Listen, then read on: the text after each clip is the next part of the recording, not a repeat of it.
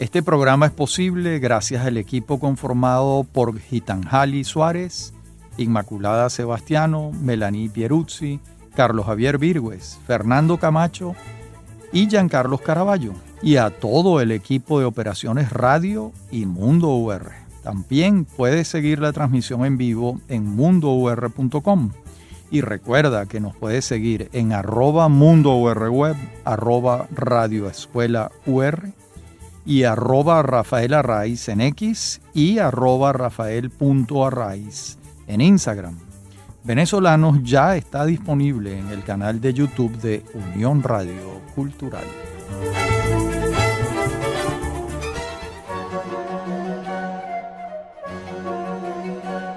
Bienvenidos todos a Venezolanos en esta serie que venimos adelantando sobre la historia de Caracas. Y hoy nos vamos a dedicar en el comienzo a revisar las ordenanzas de Miguel José Sanz. Estamos en el año 1802. Estas ordenanzas se titulaban Ordenanzas para el Gobierno y Policía de la muy ilustre ciudad de Santiago de León de Caracas, cabeza de la provincia de Venezuela. Pero ha querido el infortunio que los 10 tomos de las ordenanzas de Sanz se perdieran, y lo único que se conoce de ellas son los párrafos que cita François de Pons, el viajero francés, en su libro cuando aborda el tema de la educación. Pero allí lo que puede hacerse es catarse en las actas del Cabildo caraqueño, lo que él cita. Y al leer lo que queda salvado de estas ordenanzas, comprende uno por qué se perdieron los tomos. El retrato de la realidad es muy adverso para la administración imperial española. De allí que Guevara y el Cabildo no admitieran las ordenanzas y Sanz perdiera su trabajo por partida doble, ya que no aceptaron y encima se extravió lo escrito por el ilustre doctor caraqueño. Las ordenanzas se titulaban, como dije antes, Ordenanzas para el Gobierno y Policía de la muy ilustre ciudad de Santiago de León de Caracas, cabeza de la provincia de Venezuela.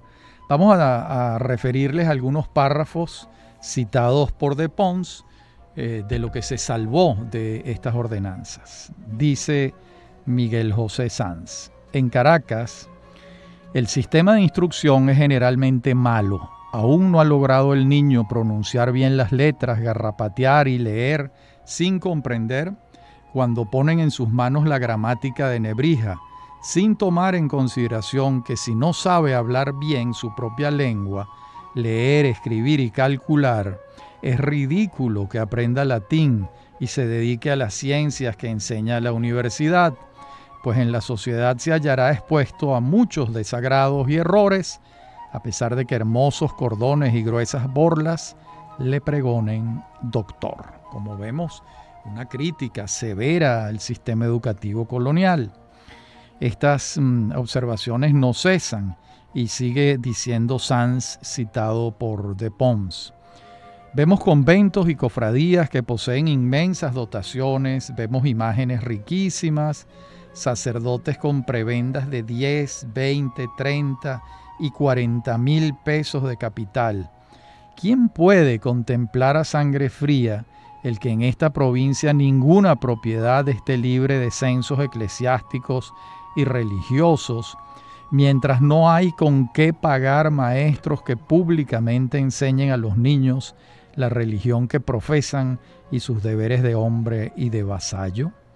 Bueno, entendemos ahora por qué se perdieron los 10 tomos. Es sumamente crítico. Era imposible que el gobernador y el cabildo toleraran semejantes observaciones críticas. Lo poco que se salvó habla maravillas del doctor Sanz, un personaje de nuestra historia al que hay que revisar con otros ojos. Y en cuanto a disposiciones propiamente urbanas, sabemos por las actas del cabildo que Sanz objeta que no se le pongan límites al crecimiento de la ciudad y que ésta debe quedar circunscrita entre los ríos Catuche y Caruata. También se detiene en asuntos menores como la morfología de las ventanas. Lo que quedó nos lleva a echar de menos estas ordenanzas que, como vemos, legislaban sobre lo divino y lo humano. Veamos ahora la visión de Doxion Lavez, un viajero francés que pasa por Caracas entre 1806 y 1807. Y ese viaje lo recoge en un libro que se titula Viaje a las islas de Trinidad, Tobago, Margarita y a las diversas partes de Venezuela en la América Meridional. Fue publicado en París en 1813 y en español se publica por primera vez en 1967 en la Universidad Central de Venezuela, traducido por la profesora Angelina Lemo y la profesora Hilda de Rodríguez. Dice sobre Caracas lo siguiente, Doxion Lavez. Hay en general lujo y mucho dorado en el mobiliario de las casas de los ricos, y en todas las casas más limpieza y comodidad que en España. Esta ciudad no posee ningún edificio público notable por su belleza y magnitud, a excepción de la iglesia de Alta Gracia, construida a costas de las gentes de color de Caracas y sus alrededores. De nuevo una visión crítica, y luego dice lo siguiente. La población de Caracas era de 47.228 personas de todas las razas en 1807. Se elevó en 1810 a 50.000 almas. Bueno, y estas cifras no difieren de las cifras de Humboldt, sí difieren de las cifras de José Domingo Díaz, quien afirma en su libro de 1829, titulado Recuerdos sobre la rebelión de Caracas, lo siguiente.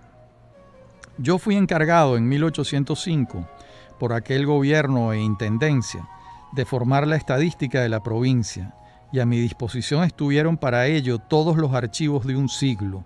En 1778, la población de la capital consistía en 18.000 habitantes y en 1805 en 35.000. En este período la agricultura, el comercio y las rentas se habían triplicado. Bueno, son unas cifras diferentes porque 35.000 personas es muy distinto a 50.000. Bueno, y ahora van a ocurrir los sucesos de Bayona en 1808 y eso va a tener una repercusión muy particular en Caracas. No voy a referirles todos los sucesos de Bayona, pero sí vamos a referir, aunque sea brevemente, lo que ocurre el 19 de abril de 1810, fundamentado en los sucesos de Bayona de 1808. ¿Qué son los sucesos de Bayona? Que Napoleón Bonaparte pone la corona de España sobre la cabeza de su hermano José Bonaparte en Bayona y deja en cautiverio a Carlos, el rey, y a su hijo Fernando VII, y los dos quedan en cautiverio en Bayona y pasa a ser España reino de Francia. Cuando esas noticias llegan a las provincias americanas, comienza el proceso de independencia, pero la espita, la clave, el motivo, la causa fueron los sucesos de Bayona.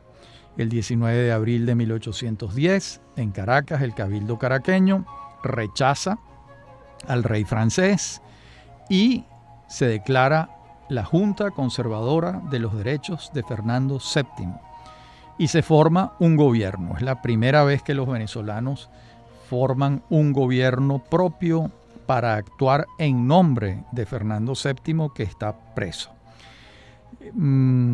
Estos sucesos no vienen al caso en la historia que estamos haciendo de la ciudad de Caracas, pero sí es necesario referirlos, aunque sea muy, muy someramente. Veamos ahora a Robert Semple, que también pasa por aquí en un libro que publica después en Londres en 1812, y él pasa por Caracas en 1810. ¿Qué dice Semple allí sobre la ciudad que nos pueda interesar? Afirma Semple: la población de Caracas pasa de 40.000 habitantes, una tercera parte de los cuales es de blancos. Entre los restantes hay muy pocos indios, pero la mezcla en la sangre india es general. Casi todos los oficios son realizados por libertos de color, quienes son generalmente ingeniosos, pero indolentes e indiferentes en alto grado. Ellos prometen sin la menor intención de cumplir y se quedan perfectamente inconmovibles cuando se les reprocha su falsedad. Bueno, algo similar apuntaron los viajeros franceses de 1783, la misión secreta referida por Carlos Duarte. Y más adelante, que lo referimos antes, en programas anteriores, más adelante señala Robert Semple: el libre pensamiento está propagándose, sin embargo, con mucha rapidez entre la gente joven, y puede suceder que más tarde produzca muy importantes efectos. Bueno, tenía razón, pues así fue. Luego le atribuye Semple la rapidez y viveza del caraqueño a las bondades del valle y al clima, y confirma lo que es un apunte generalizado en la literatura de los viajeros. Me refiero a la belleza de la mujer caraqueña. Es increíble, todos lo señalan. Igualmente refiere la inclinación por la música que se manifiesta en la ciudad. Todos lo dicen también. Y hacia el final del libro nos regala Semple unas observaciones valiosas sobre la sociedad patriótica que ya se está reuniendo, pero esto se los vamos a referir en la próxima parte del programa. Este esbozo, retrato mínimo que hace Robert Semple sobre la sociedad patriótica que han formado Miranda y Bolívar y sus compañeros en Caracas. Ya regresamos.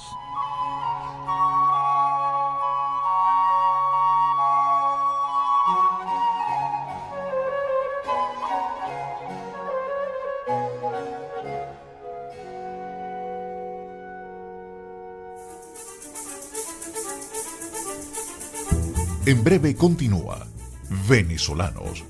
Somos Unión Radio Cultural.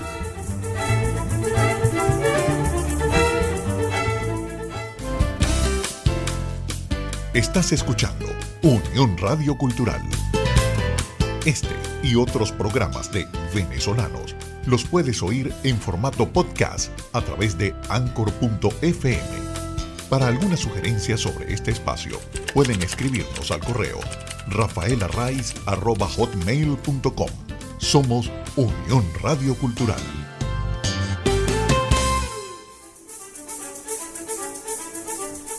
Estamos de regreso con Venezolanos.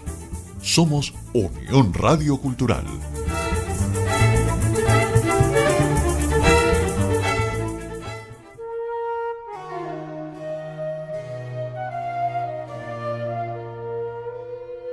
Les decía en la parte anterior del programa que Robert Semple afirmaba esto sobre la sociedad patriótica.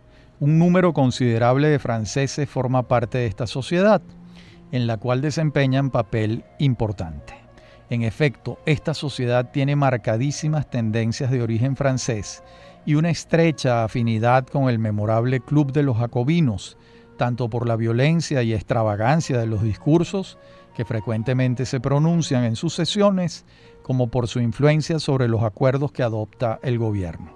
6 meses más o menos después de su llegada, el general Miranda fue electo presidente de esta sociedad e inmediatamente introdujo 4 mulatos en calidad de miembros para gran contentamiento de los amantes de la igualdad efectiva.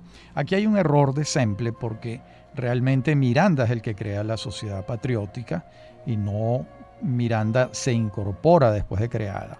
Bueno, pero es una imprecisión menor. A lo que nos interesa es lo que dice sobre la composición de la sociedad. Bueno, es un comerciante bastante desprevenido como comerciante, porque es culto, conoce la historia, tiene claro el papel de Gran Bretaña en el mundo. Las observaciones de Robert Semple sobre la vida política venezolana de entonces son precisas, significativas.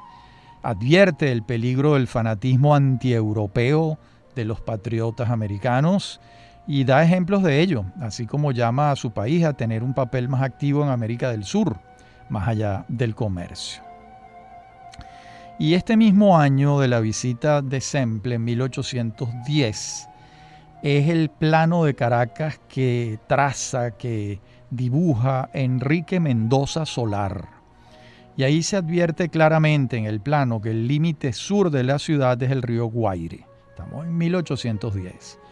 El límite este es el río Anauco, donde justo antes de llegar hay un peaje en el camino hacia Sabana Grande. El límite oeste son las quebradas de Leandro y Caroata, aunque esta última ya comienza a dejar de serlo en dos caminos crecientes, el de Catia y el de La Vega. El límite norte será el Cerro El Ávila y la quebrada de Catuche, y bordeándola estará el camino hacia La Guaira. De muchas manzanas, Mendoza Solar precisa casa y edificios, ya sean públicos o privados. Están las casas de los 3 condes que habitan en Caracas. Me refiero al conde de Tovar, al conde de San Javier y al conde de La Granja. Y están las casas de los 4 marqueses que habitan en Caracas: el marqués de Mijares, el marqués del Toro, el marqués del Valle de Santiago y el marqués de Casaleón. Además, Mendoza Solar ubica 7 puentes: Carlos III, La Trinidad, Punceres, La Romualda, Anauco, Monroy y San Pablo. Precisa plazas y plazuelas también, los cementerios, que hay varios, los cuarteles. Señala las casas donde vivieron Diego de Lozada, Simón Bolívar, Andrés Bello, Humboldt, y también las residencias de las autoridades españolas. También precisa los conventos, las iglesias, los hospitales. Bueno, es en esta ciudad donde van a ocurrir los hechos del 19 de abril de 1810, ya referidos muy resumidamente, y los del 5 de julio de 1811, también muy resumidamente. Ese día Venezuela funda una república, un estado moderno, la República de Venezuela, en el Congreso Constituyente. El acta de la independencia la redacta Juan Germán Rocio. Juan Germán Rocio también, junto con Ustaris e Isnardi, va a redactar la Constitución de 1811.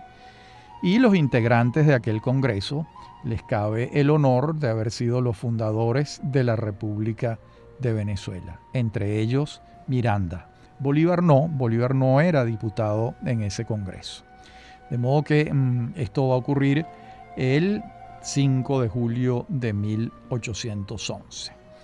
Veamos ahora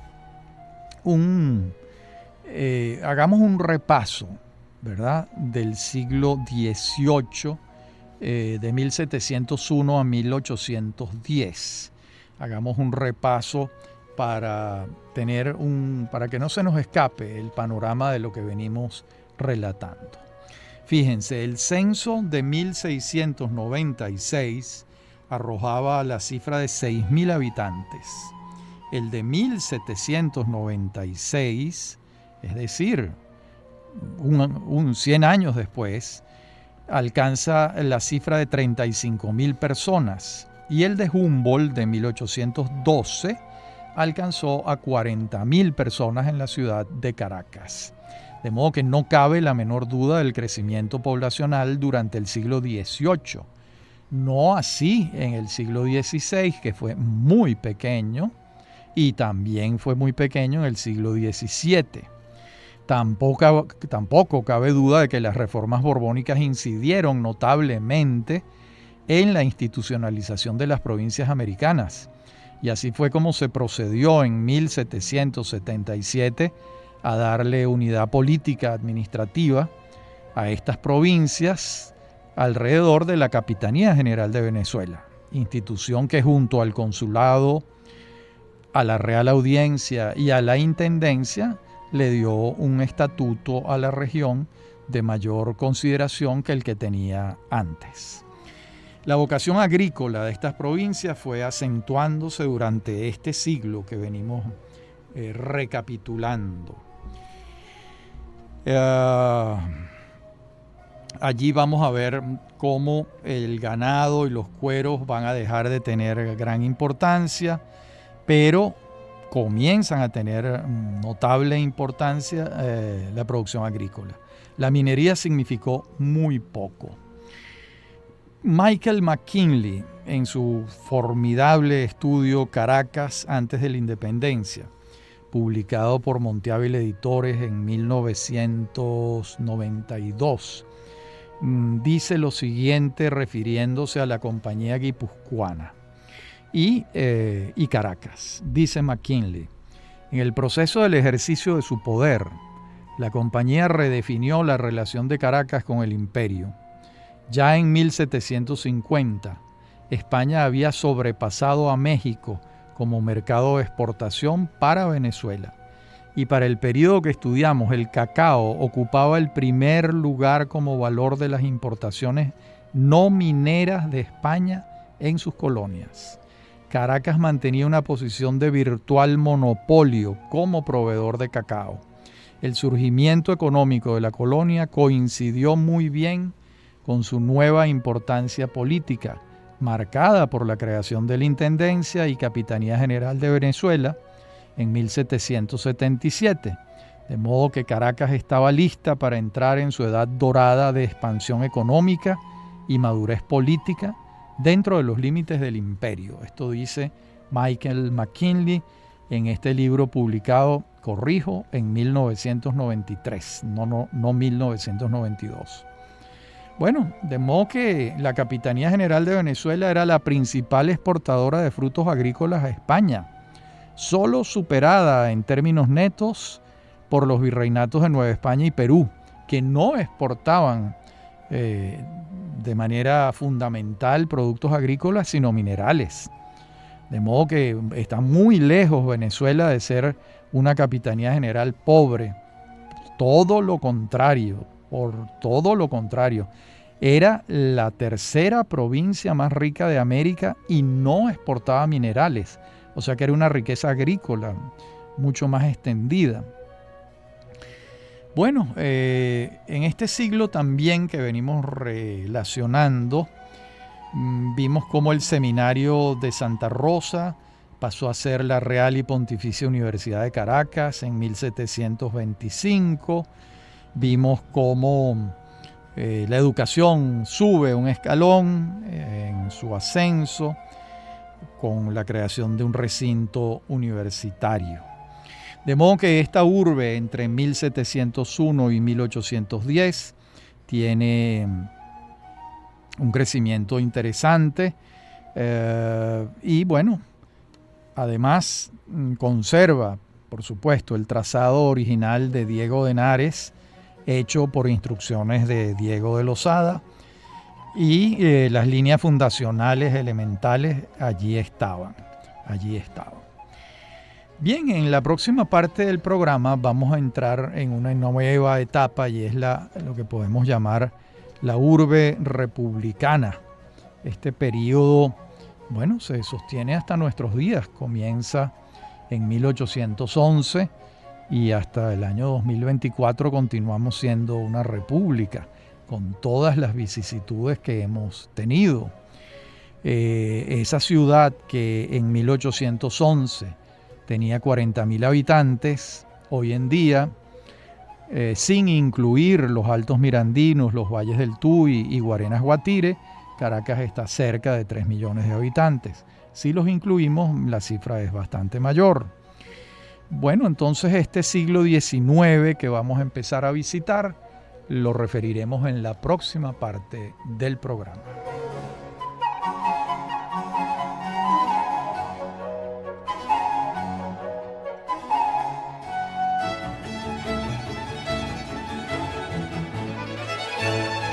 Bien, el siglo XIX, este que vamos a empezar a revisar, es el de una lenta consolidación de la ciudad, porque fue afectada muy severamente por el terremoto de 1812. De modo que la ciudad que amanece en el siglo XX, estamos hablando del año 1901, tiene alrededor de 72.429 habitantes. De modo que no ha sido demasiado el crecimiento de los 50.000 habitantes que anotó Humboldt en 1810-12 a 72.000 según el censo oficial de 1891. No es un crecimiento demasiado grande, como sí lo fue proporcionalmente durante el siglo XVIII. Bueno, en esa época, en ese mismo censo de 1891, la República de Venezuela tiene 2.050.906 habitantes. Bueno, vamos entonces a ver el siglo XIX. Lo primero es el terremoto de 1812.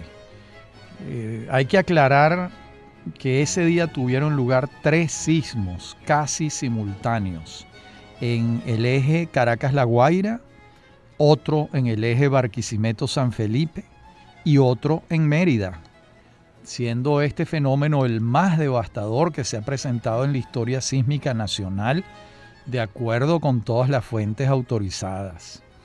También esas fuentes dicen que la ciudad quedó destruida en gran medida, como nunca antes ni después. El número de fallecidos es muy variado. Por ejemplo, el investigador Rogelio Altés, que se ha dedicado mucho a este tema con mucha seriedad, apunta: probablemente esta sea la cifra más cercana a la realidad de aquella tarde tan lejana, y pueda concluirse que el número de muertos por el terremoto rondaba los 2.000. Bueno, esta cifra de Altés es muy diferente a la ofrecida por Centeno Grau, que había dicho que eran 14.000, o a la cifra que aporta Robert Kerr-Porter, el encargado de negocios de Gran Bretaña en Venezuela. Kerr-Porter señalaba 16.000, pero es una cifra muy cercana a la de Juan Germán Rocio, que hablaba de 1.000, o a la de Robert Semple, que hablaba de 3.000. Y la argumentación de Altés es convincente en relación con el número de fallecidos, lo que trae como consecuencia que la destrucción física no haya sido masiva aquel Jueves Santo, que no haya 14.000 o 16.000 fallecidos no quiere decir que la destrucción física de la ciudad fue muy importante. La lista de edificaciones públicas y religiosas caídas, arruinadas o dañadas es larguísima. En un cuadro elaborado con base en los estudios de Altés y otras fuentes a las que el autor recurre, como Ibarra o las actas del Cabildo, se puede valorar la magnitud del daño. Y el consejero Manuel María Lisboa, 40 años después del terremoto, en su visita a Caracas, afirma: quien llega por primera vez a Caracas no puede dejar de contemplar con un sentimiento de melancolía los testimonios que aún están allí, a pesar de haber transcurrido más de 40 años del fatal terremoto de 1812. Bueno, y José Domingo Díaz deja un testimonio escrito. Dice Díaz: eran las 4. El cielo de Caracas estaba extremadamente claro y brillante. Una calma inmensa aumentaba la fuerza de un calor insoportable. Caían gotas de agua sin verse la menor nube que las arrojase. Y yo salí de mi casa para la Santa Iglesia Catedral. Como 100 pasos antes de llegar a la Plaza San Jacinto, convento del Orden de Predicadores, comenzó la tierra a moverse con un ruido espantoso. Corrí hacia aquella. Algunos balcones de la casa de correos cayeron a mis pies al entrar en ella. Me situé fuera del alcance de las ruinas de los edificios y allí vi caer sobre sus fundamentos la mayor parte de aquel templo. Y allí también, entre el polvo y la muerte, vi la destrucción de una ciudad que era el encanto de los naturales y de los extranjeros. Sigue diciendo José Domingo Díaz: a aquel ruido inexplicable sucedió el silencio de los sepulcros. En aquel momento me hallaba solo en medio de la plaza y de las ruinas. Oí los alaridos de los que morían dentro del templo. Subí por ellas y entré en su recinto. Todo fue obra de un instante. Allí vi como 40 personas o hechas pedazos o prontas a expirar por los escombros. Volví a subirlas y jamás se me olvidará ese momento. En lo más elevado encontré a don Simón Bolívar, que en mangas de camisa trepaba por ellas para hacer el mismo examen. En su semblante estaba pintado el sumo terror o la suma desesperación. Me vio y me dirigió estas impías y extravagantes palabras: si se opone la naturaleza, lucharemos contra ella y haremos que nos obedezca. La plaza estaba llena de personas que lanzaban los más penetrantes alaridos.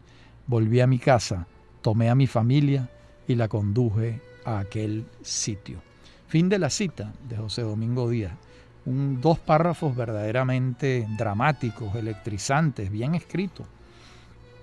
Bueno, no hace ninguna falta recordar que las simpatías de Díaz por Bolívar eran inexistentes. De modo que, bueno, estas palabras que se hicieron célebres pareciera que las dijo Bolívar tal cual, de acuerdo con quien las recoge, que es José Domingo Díaz. Bien, y sabemos que en julio de 1812, luego de la capitulación de Miranda y su posterior entrega en manos de Monteverde por parte de sus coroneles, pues la Primera República se había perdido. Pero el 6 de agosto de 1813 entra Simón Bolívar a Caracas proveniente de Nueva Granada en la famosa campaña Admirable. Y entonces dice lo siguiente: Bolívar: desde la ilustre capital de Venezuela tengo el honor de participar a vuestras excelencias el restablecimiento de esta república que los heroicos sucesos de las armas de la Nueva Granada han sacado de la nada. Bueno, esta proclama de Bolívar, pues no vamos a referir todos los hechos de la guerra, porque no es el objeto de esta historia de Caracas que estamos haciendo, pero sí tenemos que señalar uno de los momentos más trágicos en la historia de la ciudad, que es la emigración a Oriente, que ocurre el 6 de julio de 1814.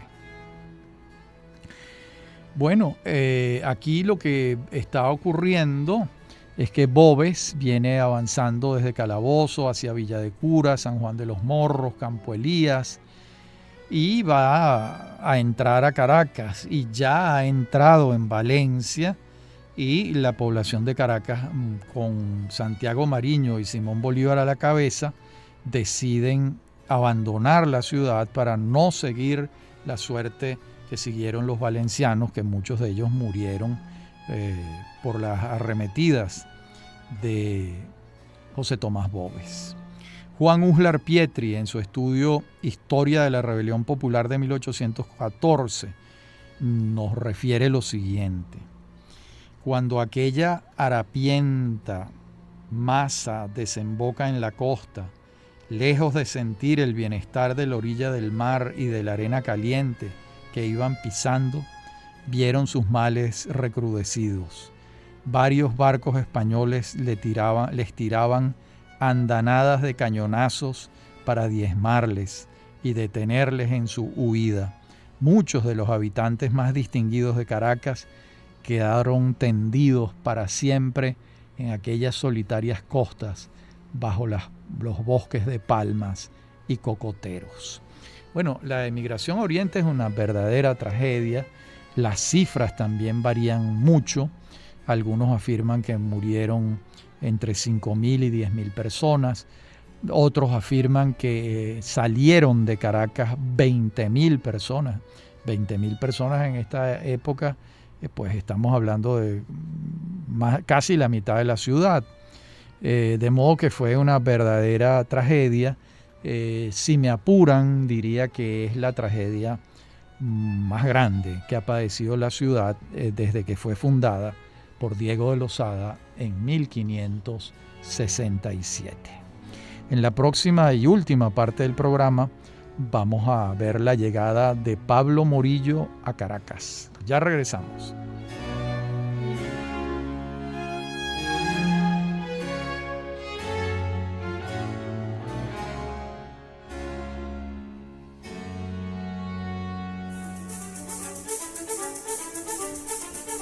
En breve continúa Venezolanos.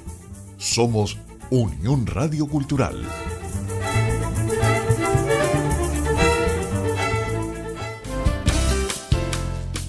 Estás escuchando Unión Radio Cultural. Este y otros programas de Venezolanos los puedes oír en formato podcast a través de Anchor.fm. Para alguna sugerencia sobre este espacio, pueden escribirnos al correo rafaelarraiz@hotmail.com. Somos Unión Radio Cultural.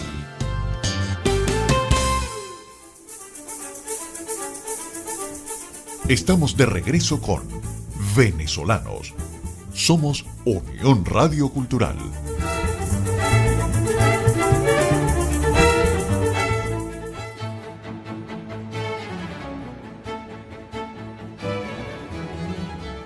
La expedición de Pablo Morillo sale de Cádiz el 17 de febrero de 1815. Consta de la nave capitana que se llamaba San Pedro Alcántara, un navío grande de 64 cañones. También la integraban 2 fragatas, una corbeta, una goleta, una barca, 12 obuseras y 52 buques de transporte que llevan a 12.254 soldados. Bueno, así fue como España recuperó estos territorios con la llegada de Pablo Morillo. El primer sitio al que llegan es Carúpano, de allí se mueven a La Guaira, de allí Morillo sube a Caracas, toma posesión de la ciudad y inicia su reconquista de otras regiones de América, porque pasó unos 8 o 9 meses gobernando en Bogotá. Estamos en 1815. La ciudad de estos años es muy poco agraciada. Estamos en medio de una guerra. Esa guerra se va a prolongar hasta 1823, cuando ocurra la batalla del lago de Maracaibo y cuando ocurra el sitio de Puerto Cabello y Sebastián de la Calzada se rinda ante el general José Antonio Páez. De modo que en medio de la guerra es poco lo que va a ocurrir de manera favorable para la ciudad de Caracas. De hecho, William Duane y Richard Page pasan por Caracas en 1822. El libro de Duane se titula Visita a Colombia en los años 1822 y 1823. Y el de Richard Page, La República de Colombia en los años 1822-23. Claro, esto era Colombia. Recordemos que fuimos la República de Colombia entre 1819 y 1830. ¿no? Ahora, ¿qué dicen ellos que pueda resultarnos interesante sobre la ciudad de Caracas? Bueno, pues algunas cosas pueden resultar interesantes. Por ejemplo, era ya una hora bastante avanzada cuando me retiré del baile y debo decir que en ninguna otra fiesta que haya asistido vi tanta profusión de obsequios, champaña, borgoña y moscatel en abundancia, ni tampoco aquel ambiente de espontánea felicidad y regocijo como el que allí prevalecía. Bueno, también Duane relata un paseo a la hacienda Blandín en Chacao y da cuenta de la pulcritud en el manejo de los cultivos de café y en la calidad del obsequio y la belleza de la casa de hacienda. Recordemos que todas estas observaciones de estos viajeros son fundamentalmente de casas de la élite, que son las que ellos visitan. Muy pocos refieren escenas más vinculadas con la pobreza de la ciudad que también la vida, y en grado importante, sin la menor duda, pero muy pocos dejaron constancia de eso. Bueno, hay otras memorias que son muy interesantes, pero cuando digo muy, es muy, que son las memorias de Jean-Baptiste Bousingot. Bueno, este es un científico contratado por Francisco Antonio Sea para trasladarse a estas tierras en tareas científicas y militares. Era agrónomo y químico y estuvo muchos años aquí. Estuvo entre 1822 y 1833 y se publicaron sus memorias en 5 tomos muchos años después. en 1892 y 1903 en París. Ya el autor había fallecido. De esas memorias, Enrique Planchar, el escritor venezolano, tradujo 166 páginas referidas a Venezuela. Y cuando iban a ser publicadas en 1949 por parte del Ministerio de Educación de nuestro país, cuyo titular era Augusto Mijares, optó por mandarlas a incinerar porque consideraba que lo dicho por el francés lesionaba la memoria de Bolívar y de Manuela Sáenz. Felizmente, en 1974, varios años después, ese gran editor que fue José Agustín Catalá publicó las memorias de Bousingot referidas a Venezuela en ediciones Centauro. Allí, por ejemplo, se lee lo siguiente: todas las mujeres de Caracas fuman, y debo añadir con mucha soltura. En sociedad os ofrecen un tabaco y ellas mismas os dan fuego como muestra de atención. En caso contrario, una negra lo trae en un brasero de plata. La sociedad blanca, la aristocracia, los criollos de Venezuela recuerdan la sociedad española. Caracas está muy próxima a la costa. Sus relaciones con las Antillas francesas e inglesas son continuas. Donde quiera se encuentra en las costumbres cierto barniz cosmopolita que no se observa en las ciudades del interior de Venezuela. Esto es muy importante. Y sigue diciendo Bousingot: la abundancia de negros en Venezuela sin duda ha modificado algo la sangre azul de Castilla. En cuanto al trato social en Venezuela, las relaciones son perfectamente agradables. Y aquí volvemos con lo de siempre. Las mujeres de Caracas, como todas las de buena sociedad en América Española, son seductoras, si bien carecen por lo general de instrucción. Saben leer, escribir, pero no leen nunca, ni siquiera obras de piedad. Su religión es de fe ciega. Los hombres, en cuanto he podido observar, son de dos categorías. Unos poseen instrucción literaria, adquirida frecuentemente en el extranjero. Otros viven en sus tierras en medio de esclavos, entregados al cuidado de sus posesiones, y suelen ser hábiles, poco interesantes, pero acogedores. Todos, tanto los instruidos como los ignorantes, adolecían entonces de pasión por el juego. Bueno, esto es muy interesante porque realmente casi se puede hablar de una ludopatía en Venezuela en estos años. La pasión por el juego era muy, muy acentuada. Y tenemos además el censo de 1825, 29.846 habitantes. ¿Quién coordinó este censo? Tomás José Sanabria, que es un nombre que se repite mucho en la historia de Venezuela. Es un antepasado del gran arquitecto Tomás Sanabria o del estupendo cardiólogo Tomás Sanabria. Entonces, fíjense, 29.846 habitantes es bastante menos en 1825 que los 50.000 que señalaba Humboldt.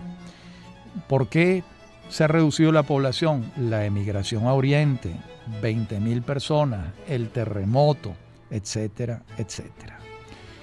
Bueno, y en esta época también se publica el anuario de la provincia de Caracas. Esto lo publica la Sociedad Económica de Amigos del País y alude a lo siguiente, dice: las parroquias caraqueñas y el número de habitantes. Dice, en la parroquia Catedral hay 7.378, en San Pablo hay 8.935, y así va dando la lista de el número de habitantes parroquia por parroquia.